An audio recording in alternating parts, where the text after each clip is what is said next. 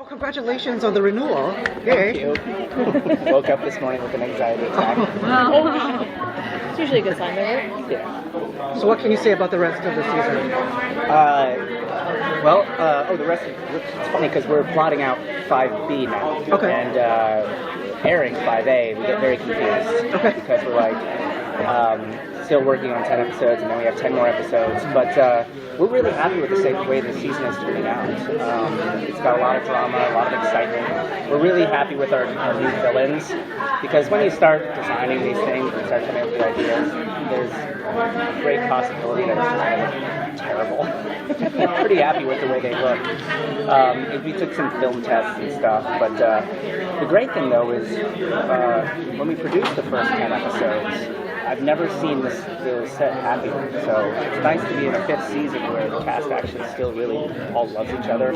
When you hear things about other shows where nobody can stand anybody anymore, nobody comes out of the trailers, but it's not like that at all, so it's really nice. So how soon are we going to get some knowledge of what or who the doctors are? Like, how long is that going to stay a big mystery?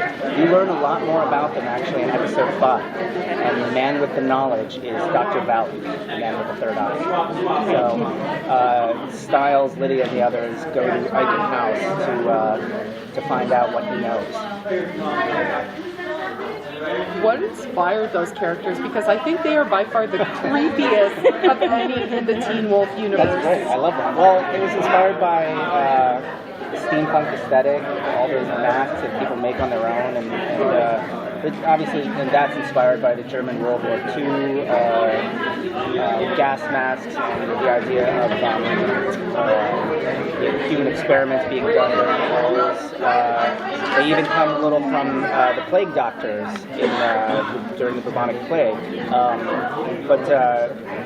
I just love the idea of science meeting the supernatural. We never wanted the show to be test tubes and things like that. We always wanted to do our version of it, and the Dread Doctors kind of give us that way in. That's sort of cool and a little bit more alchemy rather than like I don't want anyone shooting bullets with concentrated sunlight in them, you know. See what I mean? So they're the nicest cast in the world. The last time we saw Dr. Valek, he was with Peter. Yes. Are we going to see Peter back at some point? Not this 10 episodes, but I can say yes. Well, the funny thing is I say yes and then the contracts don't work out and I'm billed as a liar.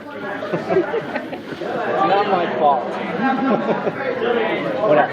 Also, Dr. Valek, the last time we saw him, he had like a hole in his head, but in the premiere episode, that hole was gone. Yes, you'll have to wait to learn about that.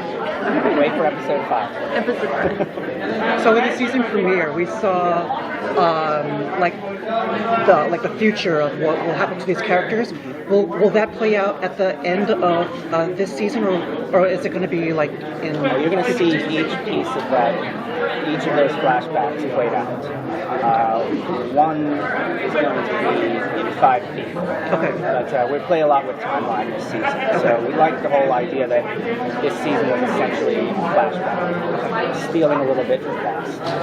So we can steal from it. The whole part A and part B, so that it won't be at the end of part A that we'll reach that point. It won't be till the end of the full season.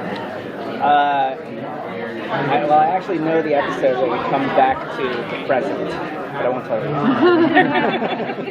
It's not the end of 5B.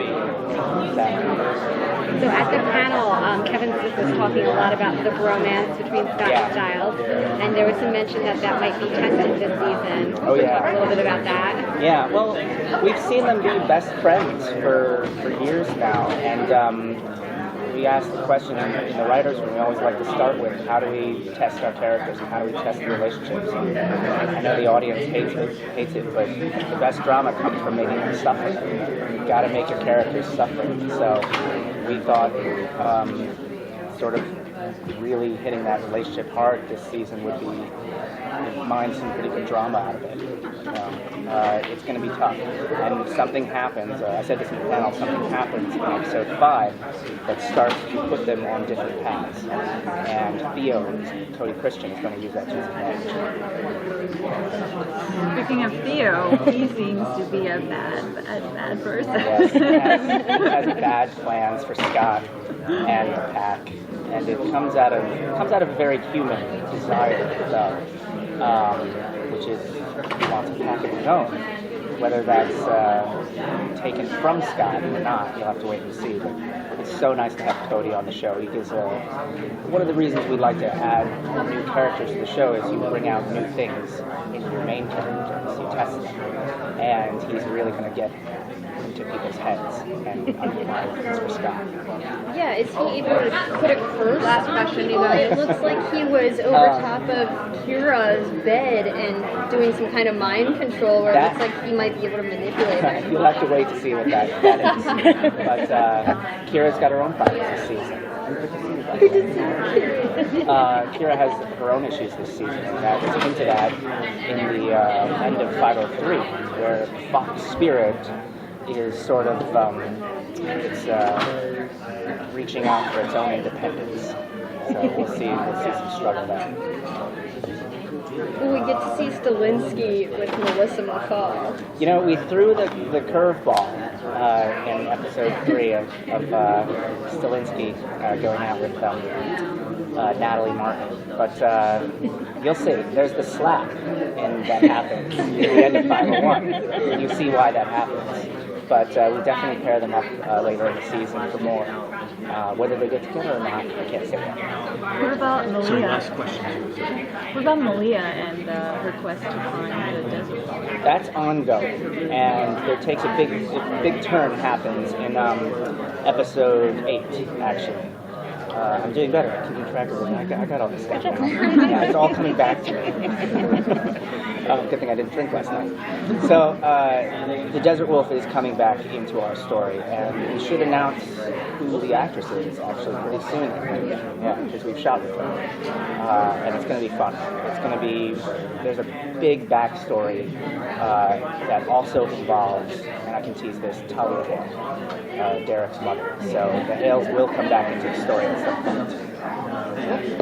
All right, that's it. Thank you. Thanks.